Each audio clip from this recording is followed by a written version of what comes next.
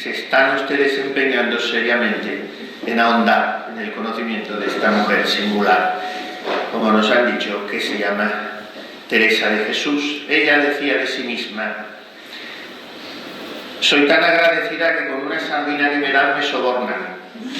Pues esto es más que darle una sardina, porque es darle nuestra atención obsequiosa y nuestro interés hacia su magisterio, que es ciertamente muy simpático, muy atrayente y muy cautivador. Yo voy a tratar de exponerlo esta tarde, de decir como ella dice, cuando termina las moradas, dice: lo que yo he dicho sobre Dios es una cifra de lo que se puede decir. Pues yo diré una cifra, y además la diré torpe y desmañadamente, pero trataré de que nos acerquemos un poco a esta mujer santa, doctora de la Iglesia. Miren, a mí me gusta pensar en esta anécdota que oí hace mucho tiempo. Un niño pequeñín caminaba de mano de su madre. Esta estampa se observa desgraciadamente cada vez menos, pero alguna vez todavía se puede percibir por las naves de una catedral gótica. Piensen ustedes en cualquiera de Sevilla, sin ir más lejos, cualquiera de las que tiene España, imponentes. Era mediodía y por el rosetón, la vidriera, se colaban los rayos de sol, de manera que se proyectaba la figura de la vidriera sobre el pavimento de la catedral. Y el niño le pregunta a su mamá: mamá, ¿quiénes son esos hombres que están allí en esa ventana? Y dice ella: hijo, esos son santos. Bien, la cosa queda así. Y algunos días después, en la catequesis, les preguntan a los niños si ellos saben quiénes son los santos. Y este pequeño responde: yo lo sé. Los santos son hombres y mujeres a través de los cuales pasa la luz. Esto está muy bien dicho. Es la respuesta de un teólogo. El santo, un hombre a través del cual deja él que pase la luz de Dios, como decía San Juan Evangelista de San Juan Bautista. No era él la luz, sino testigo de la luz, espejo, reflector, reverbero de la luz. Pensar que para ser santos todos los que estamos aquí somos bautizados y por lo tanto tenemos que serlo. Y pensar que para serlo hemos de dejar de ser hombres pretendiendo ser ángeles es un funesto error. Porque la gracia no anula ni destruye la naturaleza, la eleva, la perfecciona. Dios quiere santificarnos con los condicionantes y características con que nos ha creado, con nuestras limitaciones físicas y psicológicas, con nuestro lastre de defectos y miserias. Si somos dóciles al Espíritu Santo, le dejamos actuar, Él nos transforma poco a poco, cambiándonos el corazón de piedra por un corazón líquido, como decía el santo cura de Ars, que es el corazón de los santos. Un corazón suave, ancho, como el océano, que se derrama, que se da, que perdona sin llevar cuentas del mal. Jesucristo, único Salvador, santo de los santos, es el mismo ayer y hoy y siempre. No podemos despojar al Evangelio de elementos incómodos, ofreciendo rebajas apetecibles, provocando así la herejía práctica de un Evangelio sin cruz. Yo vengo de estar ahora, desde hace 8 días, me queda uno, predicando ejercicios espirituales a todas las superioras de todas las casas de la Compañía de la Cruz, las Hermanas de la Cruz de Santa Ángela. Comprenderán que vengo profundamente edificado. Le he dicho que venía a dar esta conferencia, que rezaran por el fruto que tendría que hacer en ustedes el Señor. Y eso es el Evangelio de verdad, el que viven estas mujeres, porque son forasteras fuera del Calvario, no se entienden a sí mismas en otro país que no sea el Gólgota junto a la cruz. No podemos despojar al Evangelio de la cruz, no tenemos que vivir todos como las hermanas de la cruz, cada uno su cruz, pero no podemos hacer rebajas como hoy se pretende. El Cristo de Belén, el de Nazaret, el de Tiberíades, es el Cristo de Francisco, de Catalina, de Ignacio, de Teresa, de Ángela de la Cruz. El varón de dolores resucitado sigue mostrando sus llagas sacrosantas, trofeos gloriosos de su pasión. Y así le contempló Teresa de Jesús, en quien Dios embelleció tanto la naturaleza humana que que al escalar las cumbres de la perfección evangélica, ella llegó a ser plenamente mujer, porque fue totalmente cristiana. Todos sus contemporáneos atestiguan que tenía un no sé qué que los arrastraba tras de sí. Y esto era la sintonía cabal entre lo que decía, creía y vivía. Desde esta síntesis luminosamente coherente, Teresa hoy nos habla de Dios, de Cristo, de la gracia, de la oración, de la cruz, de la alegría, del amor. Vamos a repasar un poco su itinerario histórico, cómo pasa de doña Teresa de Ahumada a la Madre Teresa de Jesús. Hay que remontarse al menos al año 1480, que es cuando nace en Toledo, hijo de Juan Sánchez el Toledano, don Alonso Sánchez de Cepeda. Juan Sánchez, que será abuelo de Teresa, judaizó, tuvo después que redimirse paseando el San Benito por las calles de Toledo, en fin, un pasado poco limpio porque era cristiano nuevo, y por eso, para rehabilitarse, pasa con su familia a Ávila desde Toledo en 1486. Y en Ávila, el hijo, ya con 25 años, don Alonso, casa con doña Catalina del Peso y Henao, en quien tiene 2 hijos. Enviuda pronto y casa en segundas nupcias con una jovencita muy virtuosa, doña Beatriz de Ahumada, y esta le dará 10 hijos, entre los cuales Teresa, que nace el 28 de marzo, estamos ya en puertas de su 500 cumpleaños, y esto es lo que nos congrega aquí, 28 de marzo, miércoles santo a la sazón de 1515. Es bautizada a la semana, el 4 de abril, miércoles de Pascua, justamente el mismo día en que se decía la primera misa en el nuevo monasterio de la Encarnación de Ávila, donde ella entrará 20 años más tarde. 1515. En 1516 mueren Fernando el Católico y Cisneros. Empieza la expansión luterana. 1520 Carlos V emperador, la guerra de los comuneros, las guerras con Francia, la conquista de México. 1527 el saco de Roma por parte del catolichísimo emperador. Nace Felipe II. 1528 nacen 2 hombres clave en la vida de Teresa, 13 años más jóvenes que ella. El primero la conoció mucho, Fray Domingo Báñez. El segundo no la conoció, pero editó sus obras, Fray Luis de León. 1530, coronación de Carlos V. 1531, conquista de Perú. Entra Teresa en Santa María de Gracia, un convento de agustinas que era casi un reformatorio fino, porque se estaba descarriando, 16 años. 1532 sigue la herejía luterana, comienza la escisión anglicana, el calvinismo, todo eso que le partirá el corazón a Teresa, porque es la división de la Iglesia y que impulsará mucho su obra fundacional. Y en 1533, a sus 18 años, está perfilada su vocación. En 1534, fundación de la Compañía de Jesús, clave para la historia de la Iglesia, de España y de Teresa.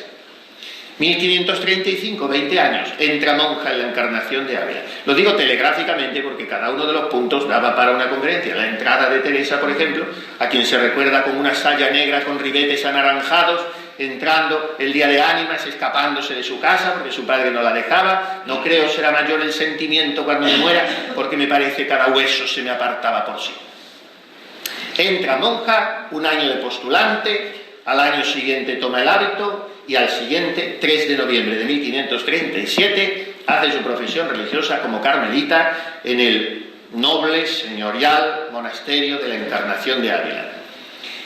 Por la tensión por asimilar una vida de perfección y entregarse a ella de verdad, enferma gravemente, es llevada por su padre a Becedas, donde una curandera la termina de averiar completamente, tanto que al límite de sus fuerzas sufre un colapso, que es un estado cataléptico muy grave, y permanece clínicamente muerta durante 4 días. Su padre no permite que la entierren, le han abierto la sepultura en su monasterio, le han dicho los funerales, pero esta hija no es para enterrar, repetía don Alonso, que la adoraba, como la adoraban todos los hermanos, era la estrella de la familia y era la novia de Ávila, porque la quería todo el mundo.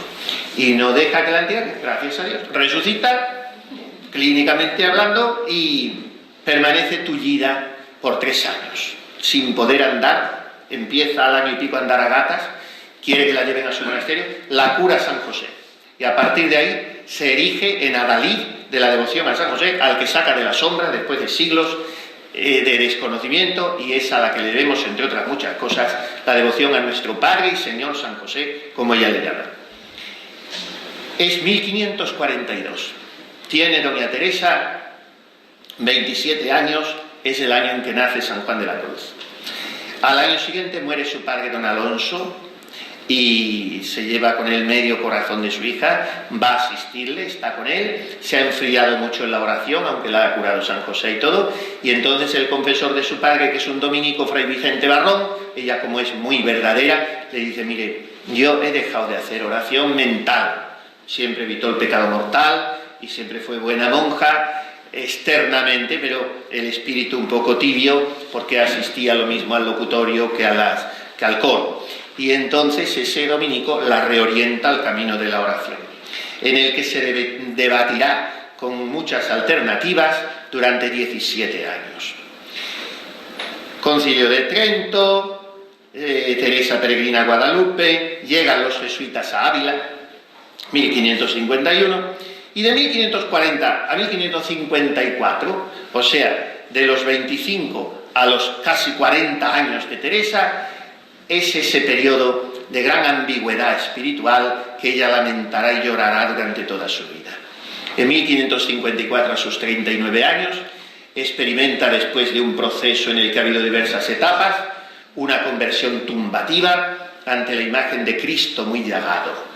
Lo cuenta en el capítulo 9 de su vida, que es escalofriante. Arrojéme, cabe él, con grandísimo derramamiento de lágrimas, suplicándole me fortaleciese ya de una vez para no ofenderle. Paréceme, le dije entonces, que no había de levantarme de allí hasta que me fortaleciese para no ofenderle más. 2 años después tiene lugar el desposorio místico, o la primera locución. Ya no quiero que tengas conversación con hombres, sino con ángeles. Se pone bajo la dirección de 2 jesuitas jovencísimos, uno después de otro, Cetina y Prádanos, 26 y 27 años, y pasa por Ávila el duque de Gandía, que había sido virrey de Cataluña, marqués de Lombay, San Francisco de Borja, y certifica a Teresa que su camino de oración es auténtico, que lo sigan. Había empezado a tener visiones, revelaciones, fenómenos místicos extraordinarios. Su consejo particular, que era un señor muy devoto de Ávila, Seglar, don Francisco de Salcedo, el caballero santo, junto con 2 sacerdotes medio letrados, el maestro Gaspar Daza, Gonzalo de Aranda. Ese consejo particular, en cuyas manos ella, pobre, ante la incertidumbre se había puesto, le dicen que a todo su parecer de entrambos tiene demonio, y la dejan hundida, porque ella dice: pero si fuera del demonio, todo lo que yo tengo extraordinario, ¿cómo iba a dejar en mí las virtudes que deja? Porque me encuentro diferente a como he sido siempre. Tiene la primera visión intelectual de Cristo, grandes mercedes, todo está en el libro de la vida, visión del infierno, la transverberación, cuando el ángel traspasa el corazón con un dardo, en la punta del cual lleva oro, fuego, y comienza por una conversación en su celda de la Encarnación, espoleada por algunas amigas monjas y sobre todo por su sobrina, doña María de Ocampo, que después será carmelita, comienza a pensar en un conventito reformado. No pensó en más, un pequeño conventito que fuese como un portalico de Belén, donde 13 pobrecillas como Cristo y los apóstoles reprodujeran la vida del Evangelio. La Encarnación de Ávila estaba lleno de doñas, y eran 180 las doñas. Ni puestas a ser santas podía funcionar aquello con tanta mujer junta. Cuanto más sin vocación la mayoría de ellas, con sus criadas, sus arquetas con sus alimentos en las celdas, y en fin, santas sí las había también, pero no favorecía el ambiente a buscar a Dios. Y además no prometían clausura, tenían que andar a pedir limosnas, en fin, toda una historia de convento. Y entonces ella empieza a tomarse en serio aquella sugerencia que entre bromas y veras habían hecho aquellas jóvenes, y entra doña Guiomar de Ulloa a la celda, grande amiga suya, una viuda piadosa de Ávila: yo ayudaré con un dinero, en fin, y aquello va cuajando, y por fin, después de muchísimas dificultades, de que sus superiores la manden quitarse de en medio, ir a Toledo para consolar a la viuda de Arias Pardo, doña Luisa de la Cerda. Total, que al final se consigue, con el apoyo de Fray Pedro de Alcántara, el bendito Fray Pedro le llama ella, fundador de la descalcez alcantarina, de la reforma de los franciscanos, un santo del siglo XVI español, una verdadera constelación inacabable de santos. Fray Pedro de Alcántara no es de los últimos, además patrono de Extremadura. Pues ella, apoyada por él, por el padre dominico Fray Pedro Ibáñez, al final consigue que el día de San Bartolomé, 24 de agosto, muy de mañanita, en una casita pobre que ha comprado extramuros de la ciudad, repique una campanita ronca porque no tenía dinero para comprar una buena de la fundación y esa traía un agujero, y allí 4 huérfanas pobres comienza la vida de las carmelitas descalzas, que era el mismo espíritu del convento del que venía, pero la regla sin mitigar, porque el Papa Eugenio IV había mitigado la regla de los carmelitas a petición de ellos mismos y había suavizado muchas cosas. Ella no solamente recupera la regla sin mitigación, sino que descubre en la Iglesia una cosa que ya había iniciado un poco Santa Clara, pero sus clarisas se habían también relajado un poco. San Pedro de Alcántara y otros reformadores las repristinan, pero sobre todo Santa Teresa aprende el sentido de la clausura austera, encerrada, del apartamiento del mundo, del silencio, de la penitencia. Esto es lo que hace ella con su reforma, y ya veremos después con qué matices propios. Y a partir de aquí, pues pasa 5 años en San José de Ávila, le titula San José al monasterio, no piensa hacer más monasterios, pero pasa por allí el general de la orden, un italiano muy señor, el padre Juan Bautista Rubio de Rávena, y le dice: cara figlia, usted, vuestra reverencia, tiene que empezar a fundar conventos, y yo quisiera que fundase tantos como pelos tiene en la cabeza. Después le dará licencia incluso para 2 de varones, y así comienza la reforma de los frailes. Y a los 5 años de estar en Ávila, los más descansados de mi vida, escribirá ella, pues sin pensarlo se echa por los caminos y comienza a fundar. Y es una cascada de 17 fundaciones. Medina, Malagón, Valladolid, Toledo, etc. Así hasta Burgos, que será la última, y Granada sin ir ella. Sevilla, la 10ª, 1575.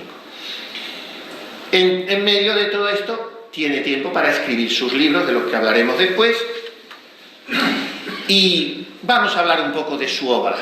Esta sería su vida. En fundaciones se le van los 20 últimos años de su vida, los 5 primeros San José, que te cita allí, y a partir de ahí los últimos 15, las restantes 16 fundaciones y otras muchas de varones, hasta que entrega su alma al Señor en Alba de Tormes el 4 de octubre de 1582. Con el cambio del calendario juliano al gregoriano, se enterró al día siguiente, 15 de octubre.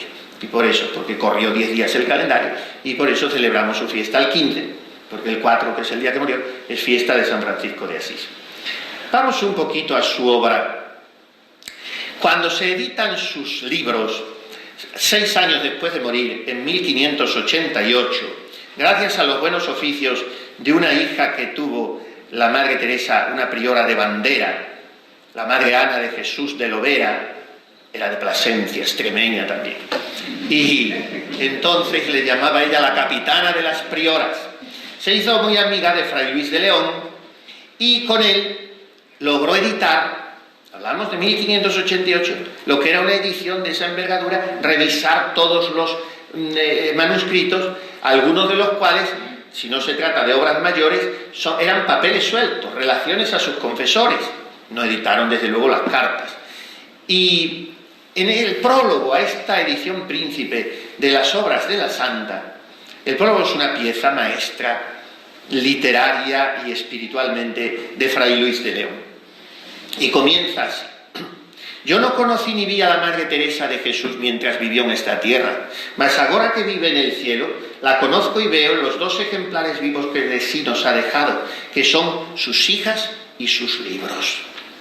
En esto se conoce a la Santa, en una carmelita descalza, cuando lo es de verdad, y se conserva, se mantiene como quiso la Santa, porque hoy en la Iglesia de todo hay sucedáneos. Y en sus libros porque está palpitando ella. Entonces, esta afirmación de Fray Luis de León nos sirve completamente hoy. Las hijas de Teresa de Jesús, las carmelitas descalzas, a las que no deberíamos poder conocer muy de cerca, porque si guardan su clausura, su encerramiento, su apartamiento del mundo, su silencio, son muy poco accesibles a nosotros, pero en la Iglesia, al cabo de 4 siglos y medio, constituyen las carmelitas descalzas una fuerza oculta extraordinaria. Son casi 900 los carmelos esparcidos por toda la geografía mundial, unos 200 en España, en Andalucía muchos. La Reforma teresiana empezó a expandirse muy poco después de su muerte, sobre todo fuera de España, en los Países Bajos y en Francia. Tardó más en Italia, pero comenzó en Génova y por toda España imparablemente.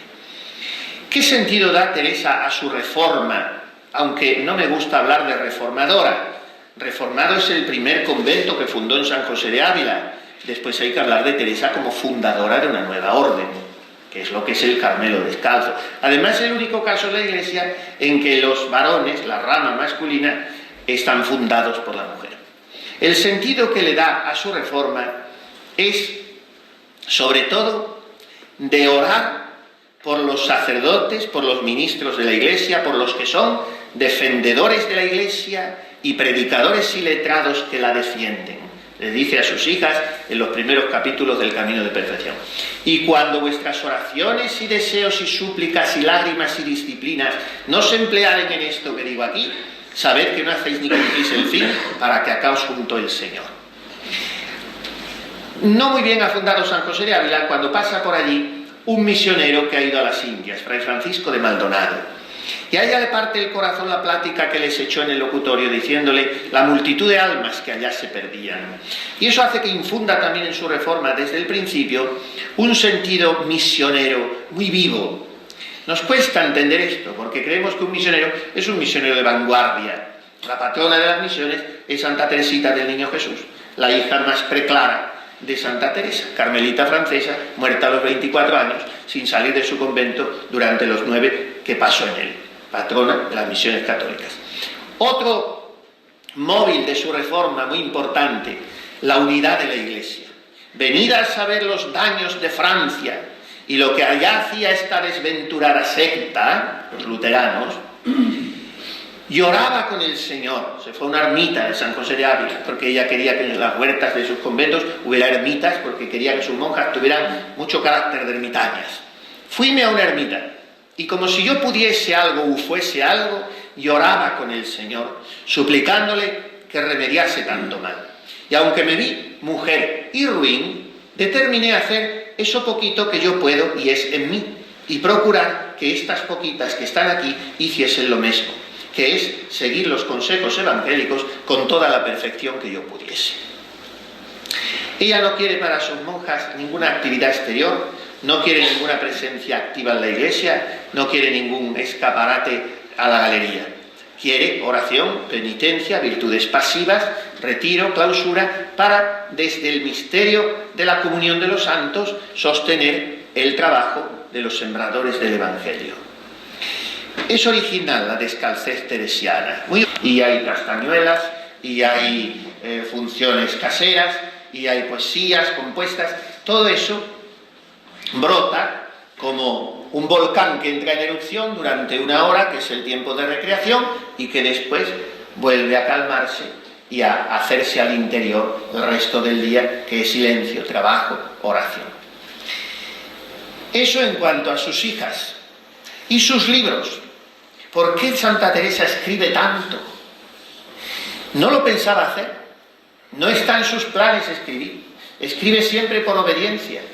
Cada uno de sus libros, las 4 obras mayores, ahora hablaremos de ellas, son producto de una orden, y había de ser una orden tajante, de sus confesores. Tuvo muchos, necesitó tener muchos, porque su alma era un torrente en crecida y ella no se entendía a sí misma y quería que le certificasen que las mercedes que recibía de Dios eran realmente de Dios, y por tanto que fuesen buenos teólogos. Entre letrados y santos, ella prefería a los letrados. Los santos pueden hacer santas tonterías, El que tiene letras, se ha estudiado, era mejor que tuviera experiencia, decía ella, que juntara las dos cosas, las letras y la santidad, pero si no lo encontraba con las dos cosas, que tuviera la ciencia, porque así no la equivocaría. Pues estos letrados que tuvo de confesores, entre ellos muchos santos, la asesoraron y además, como ella era de una obediencia rendidísima, se ponía en sus manos y eran los que tenían facultad para mandarla escribir los libros. El estilo es inimitable, es un estilo ordenadamente desordenado, es un estilo que no es susceptible de ningún retoque, porque todo retoque constituiría una profanación. Cuando yo encuentro hoy Santa Teresa leída hoy y diversas ediciones de sus obras, no sé si le ayudará a alguien porque lees otra cosa que no es Santa Teresa. Hay que leerla como ella lo escribió. Fray Luis de León, en ese prólogo a sus obras, dice que escribe desafeitadamente. Quiere decir sin afeites, que es lo que hoy decimos maquillaje. No necesita, escribe como habla. Y esto constituye el encanto fascinante que provoca en quien se acerca a leerla y si tiene un poco de paciencia se familiariza con su manera de exponer y de decir. En 1562, cuando acaba de fundar San José de Ávila, el padre Fray García de Toledo, que era pariente de los condes de Oropesa y de quien ella se había hecho muy amiga primero en Ávila y después en Toledo, le manda que escriba la vida. Y entonces se pone a escribirla en esos primeros años de San José. A los 5 años hará una segunda redacción, perdida la primera, pero la que cuenta es la segunda. La vida, el otro día decíamos aquí, que no es talmente una vida, es algo que sobre un inicial y aparente soporte autobiográfico le sirve a ella para hacer un tratado de oración, que es en realidad lo que le han mandado. Exponer las gracias que recibe de Dios y el proceso de su alma orante. Entonces los 9 primeros capítulos efectivamente son autobiográficos, pero ya ahí se corta la biografía, porque del 10 al 22 ella, con una imagen preciosa, era muy amiga del agua, pues explica los 4 grados de oración tomando pie de las 4 maneras de regar un huerto. Primera, sacar agua del pozo con mucho trabajo, la meditación discursiva. Segundo, una noria, el trabajo se aligera un poco, pero aún hay que echar consideraciones, propósitos, afectos. Tercero, el río o fuente, del cual se encamina el agua por arcaduces y canales, y entonces el huerto queda mucho mejor regado, y ya es el comienzo de la vida mística, y por fin el colmo de la actuación del predominio de los dones del Espíritu Santo en el alma, que es cuando llueve sobre el huerto, porque lo hace Dios. El alma no tiene ya que ocuparse, porque ha hecho todo un proceso ascético que le ha permitido llegar ahí. Y a partir del capítulo 22-23 comienza la narración incesante con los consiguientes corolarios, aplicaciones, prácticas espirituales, la narración de los abrumadores fenómenos de su vida mística, en los que ella nunca pondrá la fuerza ni la esencia de su relación con Dios, porque ella insiste constantemente, por muchos éxtasis y visiones que cuente, en que esos son adornos, epifenómenos, cosas accesorias de la vida mística. Lo que importa son las virtudes. Si el alma tiene humildad y caridad, aunque no tenga lo otro, no importa. Y se podría tener algo de lo otro sin virtudes verdaderas. Entonces ella, muy realista, insiste siempre en eso. Después, el libro de las fundaciones, lo colocamos en segundo lugar, tendría que venir el camino de perfección, pero las fundaciones no tiene fecha fija. Le manda que empiece a escribirlo. Bueno, el primero que se lo manda es Jesucristo al comulgar un día en Malagón, y le dice, escribe la historia de estas fundaciones. Pero ella, primero que no tenía tiempo, nunca, se le escribía porque estaba hasta las 3 de la mañana, se levantaba a las 6, dormía poco, podía escribir así. Y estaba muy enferma siempre, pero no hacía caso de sí. Entonces, primero que no tenía tiempo, y segundo, que a las voces de Jesucristo ella le daba poca importancia mientras no se las certificara el confesor. Hasta ahí llegaba su desconfianza de sí y su humildad. Entonces, el que le manda formalmente escribir la historia de las fundaciones es un jesuita que a ustedes les sonará a todos, por lo menos a los de más juventud acumulada, que es el padre Ripalda. porque han estudiado el catecismo, cuando se estudiaba catecismo de verdad, de Despeñaperros para arriba, se estudiaba el padre Astete, el catecismo de Gaspar de Astete, y en el sur era el de Jerónimo Ripalda. Pues también fue confesor de las santas, y todo el que quieran de Chinchín del siglo XVI la confesó a él. Entonces Ripalda le manda a escribir las fundaciones. Hace lo que puede, pergeña unas cuantas y lo deja.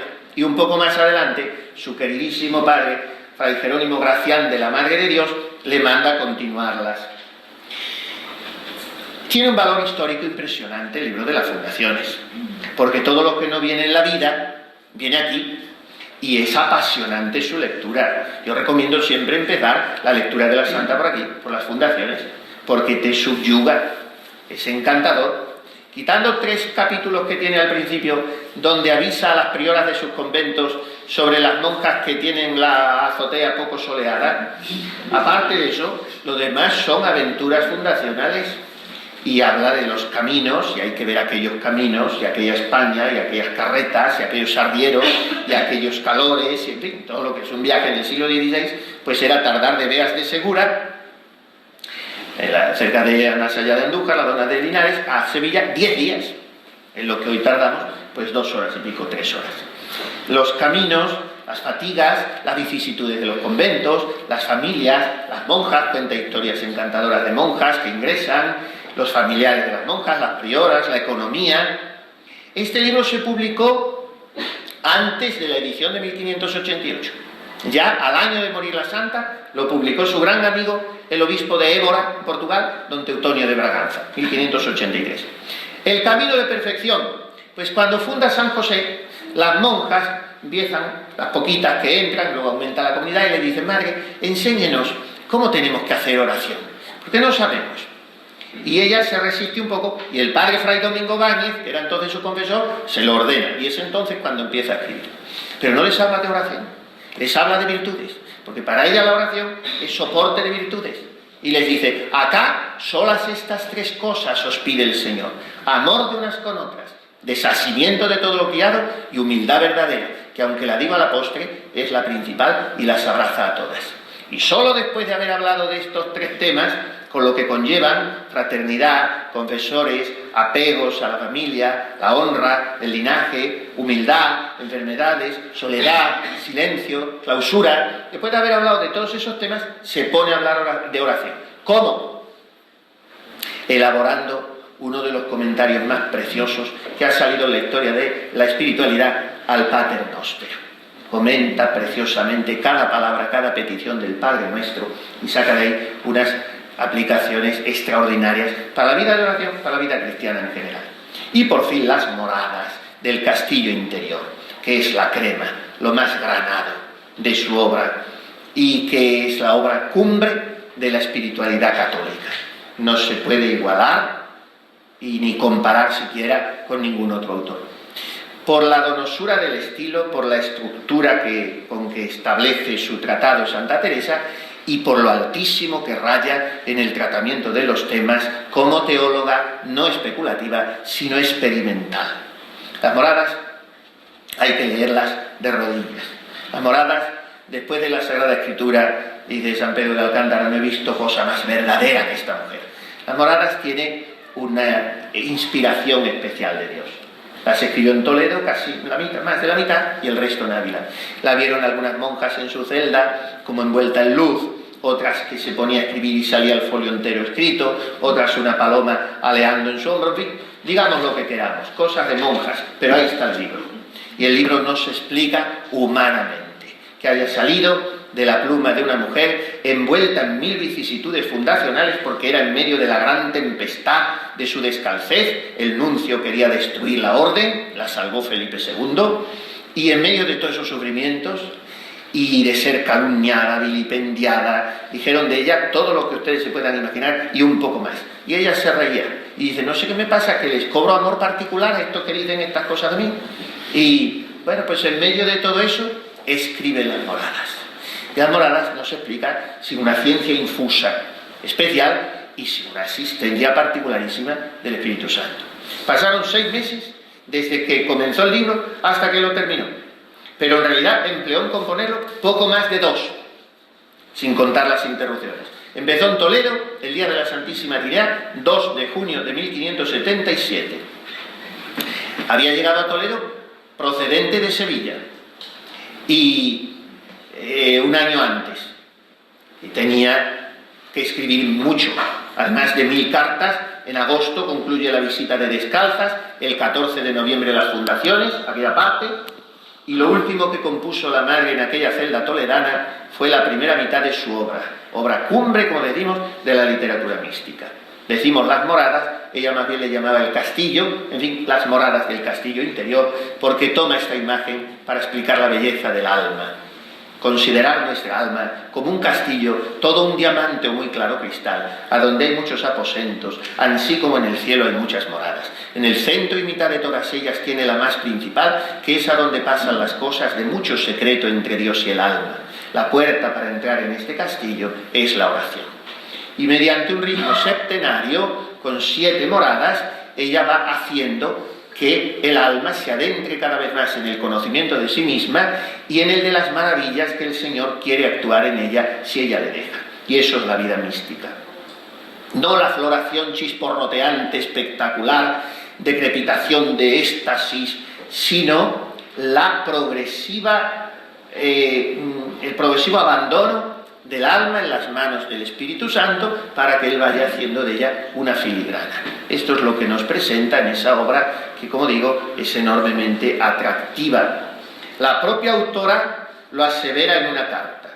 Hízose por mandato del vidriero, Dios nuestro Señor. Y parécese bien a lo que dicen.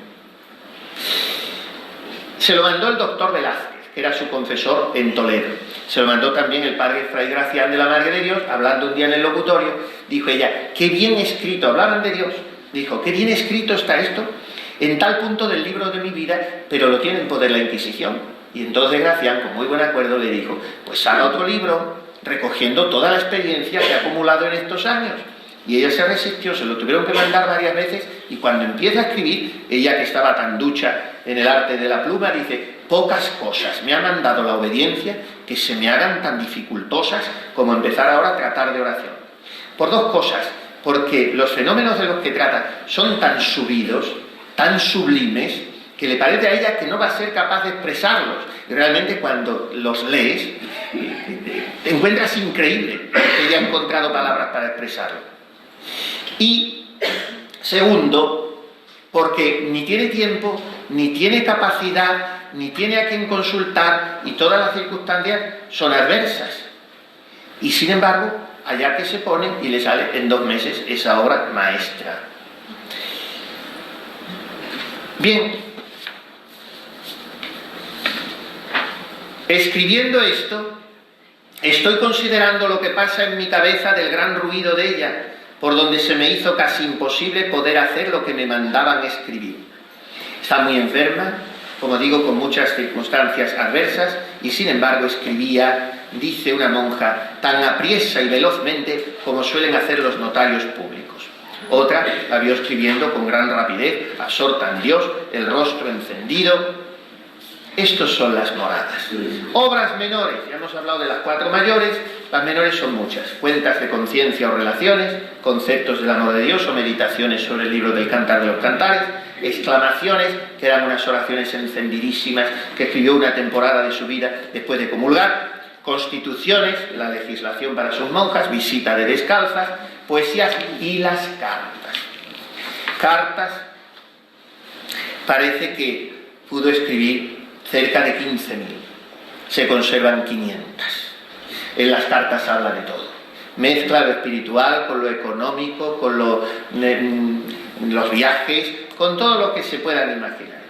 Me estoy muy negociadora y baratona, dice de sí misma, porque en las fundaciones tiene que implicarse en todo y con todos. Bien, hemos hablado de su vida, de su obra, vamos a pasar un poquito por su doctrina, la doctrina teresiana. Es maestra. Cuando se entra en la Basílica de San Pedro del Vaticano, toda la basílica está llena de nichos grandes con estatuas de santos fundadores. Y al entrar, la primera que se encuentra a la derecha es Santa Teresa de Jesús. Enfrente, su gran maestro, confesor y apoyo, Fray Pedro de Alcántara, patrono de Extremadura, no sé si lo había dicho.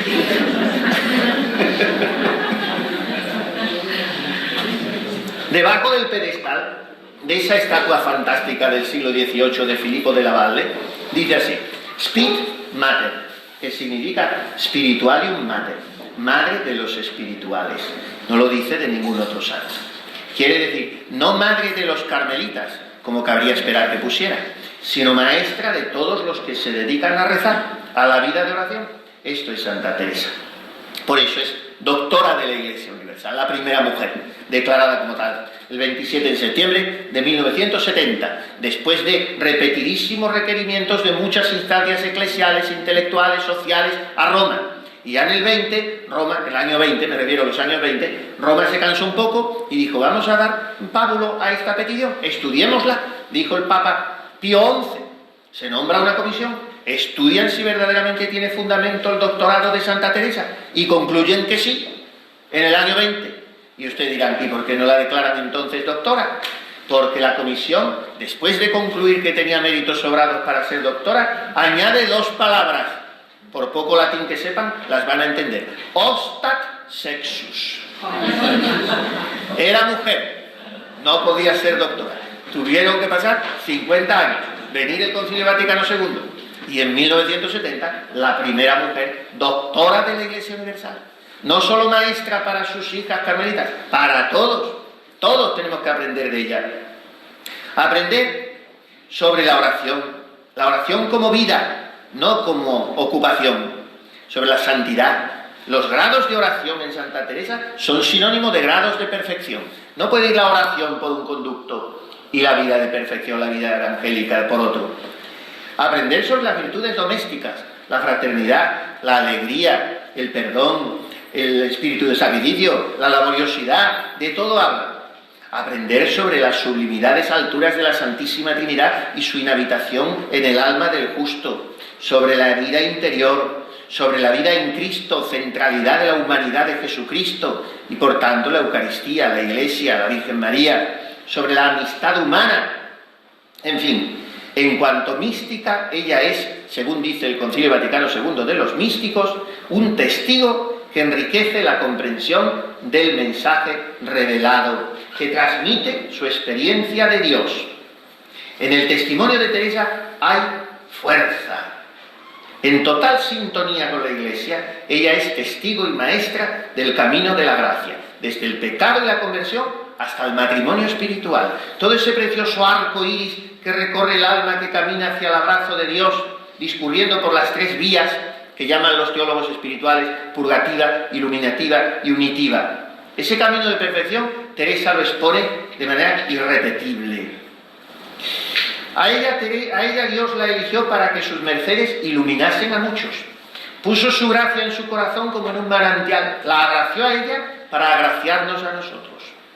En una época de gran confusionismo, la suya, como es la nuestra, ella escribe: no son tiempos de creer a todos, sino a los que viéredes van conforme a la vida de Cristo. Lo que viene a autenticar su doctrina, su mística teoloxía, lo que garantiza que ella enseña según el Evangelio, es que sus palabras concuerdan con su vida, y ambas con el magisterio y con la jerarquía de la Iglesia. Teresa nos enseña, frente a la idea confusa que solemos tener casi todos, que la mística no es un artículo de lujo, no es patrimonio de unas pocas almas selectas llamadas a las alturas, no consiste en visiones o revelaciones que el Señor ha querido dar a algunos santos como a ella para ilustrar a los demás. No. La esencia de la mística consiste en que el alma se deje mover por los dones del Espíritu Santo, de forma que, mortificadas sus pasiones, su egoísmo, su soberbia, todos los pecados capitales, pueda decir con San Pablo: vivo yo, pero no soy yo, es Cristo quien vive en mí. Dios quiere almas desasidas de sí, pues no se da a este rey, sino a quien se le da del todo. La clave de la sintonía entre el lector de hoy y la mística de hace 4 siglos está en que el mensaje teresiano es el de una experiencia fundamentalmente humana y cristiana. Teresa ha llevado la condición humana hasta sus últimas consecuencias. La perfección de un hombre es ser enteramente cristiano. dar la medida de la plenitud de Cristo y poder afirmar con el apóstol de las gentes: nosotros tenemos la mente de Cristo, el alma de Cristo, sus sentimientos, su corazón. Esto es ser plenamente humanos, porque al crearnos, el Señor pone en nuestras almas de hombres el germen de una vocación celestial. Así como Jesucristo es Dios por naturaleza, así también los hombres redimidos por Él estamos llamados a participar del mismo ser de Dios, a revestirnos de la divinidad de Jesucristo, a empaparnos del perfume del Espíritu Santo que se derrama en nuestros corazones. Esto es lo que nos enseña Teresa, retratada por el poeta Gabriel y Galán, mujer de inteligencia peregrina y corazón sublime de cristiana. Fue más divina cuanto más humana, y más humana cuanto más divina. Negociadora y baratona, como dice de sí misma, activa y tenaz. Escribe cartas, resuelve problemas económicos con la misma naturalidad con que habla de los más elevados fenómenos místicos. No hay desdoblamiento de su personalidad ni tonos postizos en su escritura, dice un gran teresianista, el padre Jesús Castellano. Es irresistiblemente encantadora y por eso posee la gracia de atraer como un imán la atención de cuantos la rodean, y sabe contagiar ilusiones frescas y jóvenes, embarcando a otros en su aventura, para huir a tierra de moros, a que la descabecen por Cristo. A sus 6 o 7 añitos entusiasma a su hermanito Rodrigo. Cuando se escapa de su casa para entrar monja, arrastra a su hermano Juan a que pida la admisión entre los dominicos.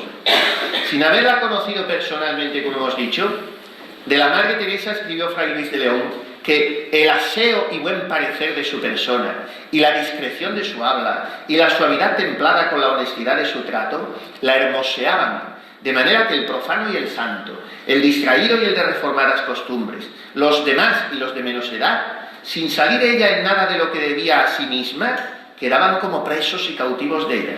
Niña y doncella, seglar y monja, fue con cuantos la veían como la piedra imán con el hierro. Tenía en su mano el timón que hacía volver los corazones, decía de ella su gran amigo Antonio Aguiar, que fue médico de la santa, y añadía que al lado de la madre se pasaban las horas del día sin sentirse y las de la noche con el ansia de volver a verla al día siguiente, porque su manera de hablar era muy graciosa y su conversación muy dulce y grave y sencilla y sensata y como emanando del corazón, y que de sus palabras brotaba un fuego tan suave que hacía fundir sin quemarlos los corazones de quienes se le acercaban, porque entre sus dones poseía el de la gracia sermonis. Esto en andaluz se diría el jarabe de pico. Y arrastraba tras de sí a donde quisiera y para lo que quisiera. Algunas monjas de la Encarnación decían que tenía doña Teresa de Ahumada una condición natural como la de la seda dorada, que casa fácilmente con todos los matices de ropa, porque se acomodaba bien a la templanza de cada una.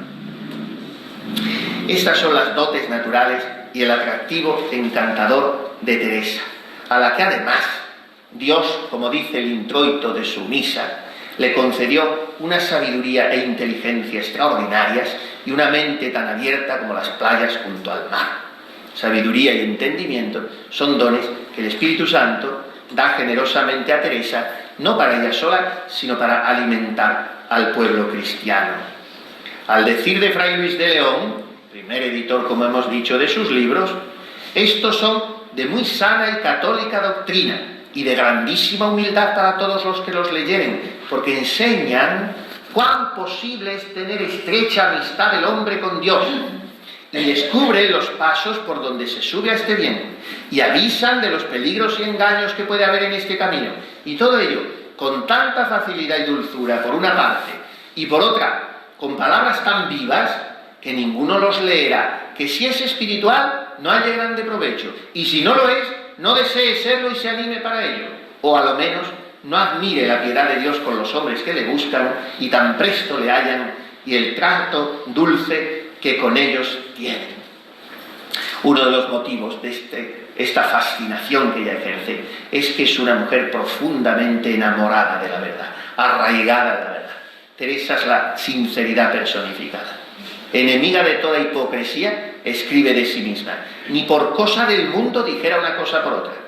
En las cosas que yo señaladamente digo, esto entendí o me dijo el Señor, se me hace escrúpulo grande poner o quitar una sola sílaba. Entre los muchos hombres de ciencia y de virtud que Dios puso en su camino, hemos citado ya al que luego fue gran teólogo de Trento, el dominico Fray Domingo Báñez. Pues cuando examinó el libro de la vida de la Madre Teresa de Jesús, dio este precioso testimonio acerca de su veracidad.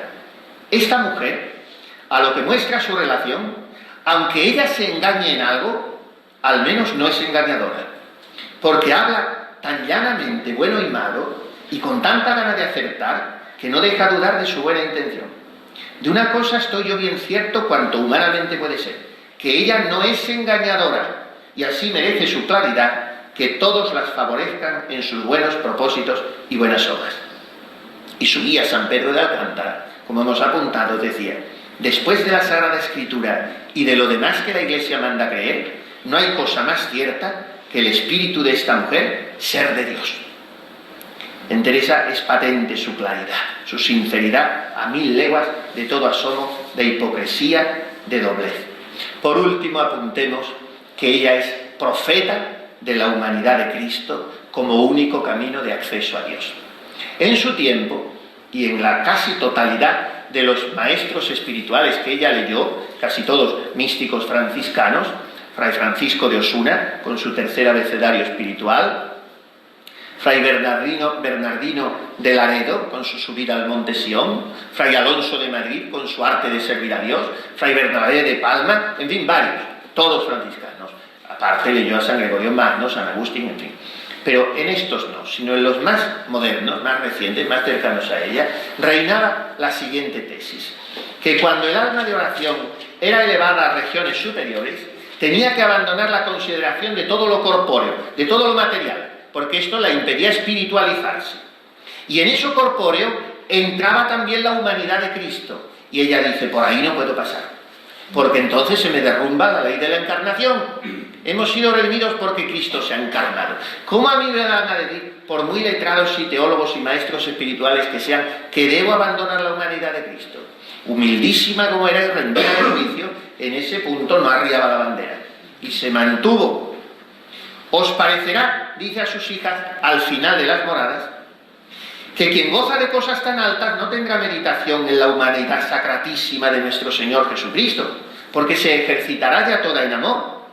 Esto es una cosa que escribí largo en otra parte, en la vida, y aunque me han contradecido en ella y dicho que no lo entiendo, porque son caminos por donde lleva nuestro Señor, y que cuando ya han pasado de los principios es mejor tratar en cosas de la divinidad y huir de las corpóreas, a mí no me harán confesar que es buen camino. Vi yo que me quería engañar el demonio por ahí, y así estoy tan escarmentada que pienso, aunque lo haya dicho más veces, decíroslo otra vez aquí, porque vayáis en esto con mucha advertencia, y mirad que oso decir que no creáis a quien os dijere otra cosa. Cuando la santa quiere tintes más enérgicos es cuando trata de este tema. Y hoy es para nosotros muy actual esta doctrina. Llevamos 50 años en la Iglesia, quizá un poco más, vamos a poner la cifra redonda de 50 años, de iconoclastia, no solo material, sino doctrinal. Parece que se ha querido apartar a las almas del camino tradicional de siempre, que era este: la humanidad de Cristo, la adoración eucarística, la devoción mariana, la religiosidad popular, las imágenes, todo eso que surge como un volcán en erupción, como respuesta a la herejía luterana que el Concilio de Trento proyecta, que España recibe más que nadie y dentro de España Andalucía. Y por eso es el bofetón barroco, precisamente para sustentar todo esto, que son asideros que el pueblo fiel necesita y que si se le quitan se quedan colgados no saben de dónde.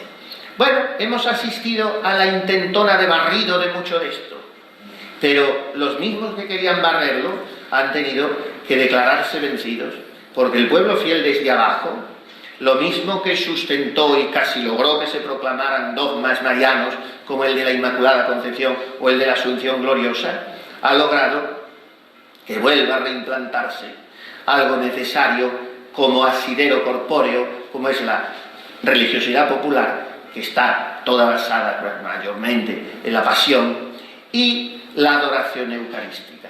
En este sentido, dice Santa Teresa aquí: Yo os digo, hijas, que tengo este camino por muy peligroso y que podría el demonio venir a hacer perder la devoción con el Santísimo Sacramento.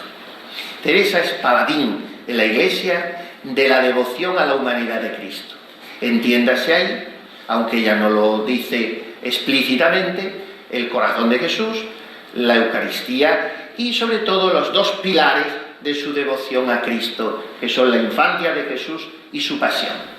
Los Carmelos, las casas de Santa Teresa, son escuelas de esto, de amor a Jesucristo, pero de amor tangible, familiar, esponsal, amistoso. ¿Qué más queréis que un tal amigo al lado?, les dice ella a sus monjas de Jesucristo. Y también, mientras somos humanos, traedle humano, no nos imaginemos huecas en lo interior. Bien, yo estoy frisando en la hora desde que he comenzado. Una vez más, ustedes han dado muestra de su elegancia social y espiritual, de su paciencia, y yo se lo agradezco y pido a la Santa Madre que para recompensar esta actitud tan plausible, ella les conceda un chispazo siquiera de esa intimidad divina que ella gozó, que abrasó su corazón y que transformó su vida. Yo, pobre de mí, quisiera, por usar una palabra de ella, haber engolosinado un poco a este distinguido auditorio, y como llevo con la Santa Madre conviviendo muchos años, desde que me cautivó, como a tantos otros, en los de mi adolescencia, y con ella he pasado muchas horas deliciosas y pienso seguir pasándolas si el Señor me da vida y licencia, pues, queridos amigos, señores y señoras, me atrevo a invitar a ustedes, bien cierto, de ofrecerles un tesoro. Bienvenidos a la escuela de Teresa de Jesús. Gracias.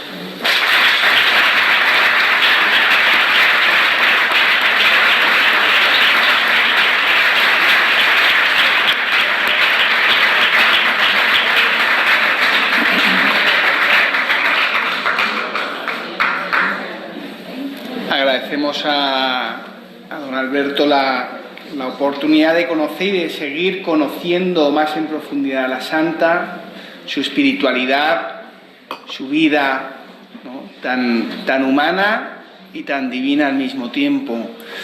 No sé si tal vez ahora alguna persona quiere, aunque ya llevamos aquí una hora, un poquito más, quiere hacer alguna pregunta, aprovechando la circunstancia, y si no, pues agradecemos pues este momento que hemos pasado. Adiós.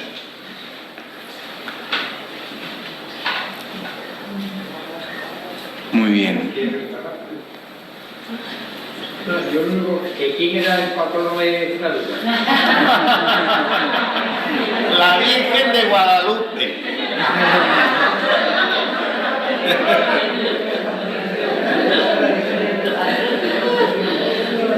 ¿Cuál fue el principal motivo por el que le quisieron cerrar la orden? Porque quisieron acabar con ella, que ha dicho antes. Es complicadísimo. Es un conflicto de deberes. Esto es muy difícil entenderlo hoy para nosotros, entre el brazo secular, que se decía, y el brazo eclesiástico. Confluyen ahí las competencias del nuncio sostenido por Roma. Cambia el nuncio España, del nuncio Nicolás Ormaneto, que la quería entrañablemente a la madre y a su obra, dice, se murió, y vino el nuncio Felipe Sega. Escribe ella en una carta: hemos pasado de un nuncio santo a otro que parece Dios le tenía para ejercitarnos en el padecer. Entonces, Felipe Sega, por ciertas indicaciones de Roma, sin las cuales los nuncios no actúan, lo que pasa es que él se toma más atribuciones ya de las que Roma le da. Felipe Sega tiene que asistir a la situación irregular de que se nombren, es que es muy complicado esto, el Concilio de Trento manda que se reformen las órdenes religiosas, pero hace responsable un poco de esa reforma a los dignatarios civiles, a los reyes. Entonces Felipe II en España usa un método muy inteligente, que ojalá se hubiera seguido usando, que es que a cada orden le pone un comisario apostólico, un fraile de otra orden, no obispos ni nadie de peso, sino un fraile de otra orden, para que revise cómo va la orden, en la cual no tiene compromisos porque no son de su hábito. A los carmelitas les pone unos visitadores o comisarios apostólicos dominicos. Esos dominicos encuentran que de los carmelitas ha salido una reforma y dice, pues antes que ser yo visitador y arreglar a esta gente que estaban bastante regulares, los calzados, como empezaron a decir, que sean los descalzos sus propios visitadores. Eso era un cierto atropello canónico. Y entonces el nuncio monta en cólera. Y el nuncio empieza a proceder con Roma de manera que deshagan a los descalzos. No tanto a las descalzas, sino a los varones. Pero a ella le salpicaba, claro, porque era su orden. Y ahí hay muchísimos conflictos. Es una historia muy asendereada, muy rocambolesca, hasta que al final las cartas de la Madre Teresa a Felipe II inclinan el fiel de la balanza a su favor. Y es el rey Felipe II, a mi parecer, uno de los más grandes que ha tenido España después de la Santa Reina Isabel la Católica, el que salva el Carmelo. De manera que Santa Teresa pide a sus monjas que cuando toman la disciplina, o sea, de la penitencia, que tengan presente a los pecadores, a la Iglesia, a los sacerdotes y a su católica majestad, a Felipe II, porque se debe la pervivencia de su orden. Esto es dicho a muy grandes y gruesos rasgos. Muy bien, pues agradecemos.